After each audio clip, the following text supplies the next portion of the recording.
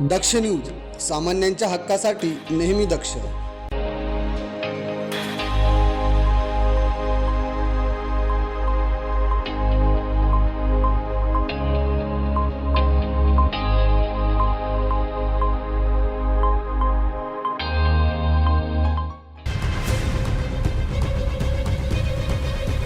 Nylon मांजाचे गट्टू विक्री करणारा जेरबंद करून नायलॉन मांजाचे 101 गट्टू बॉबिन असा एकूण 1,01,000 रुपये किमतीचा मुद्देमाल हस्तगत करण्यात गुन्हे शाखा युनिट 2ला यश आलं आहे. गुन्हे शाखा युनिट 2ला मिळालेल्या माहितीनुसार मुंबई नाकाकडून भारतनगर झोपडपट्टीकडे जाणाऱ्या रस्त्यावर फारुख मुलानी हा प्लॅस्टिकच्या गोणीमध्ये नायलॉन मांजाची बेकायदेशीररित्या विक्री करत असल्याचं समजलं.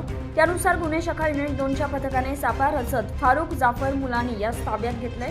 तसेच त्याच्याकडून एकूण 1,01,000 रुपये किमतीचा मोनो केटीसी कंपनीचे वेगवेगळ्या रंगाचे नायलॉन मांजाचे 101 गट्टू बॉबिन या मुद्देमालासह आरोपीस पुढील कारवाईसाठी मुंबई नाका पोलीस स्टेशनच्या ताब्यात देण्यात आला आहे.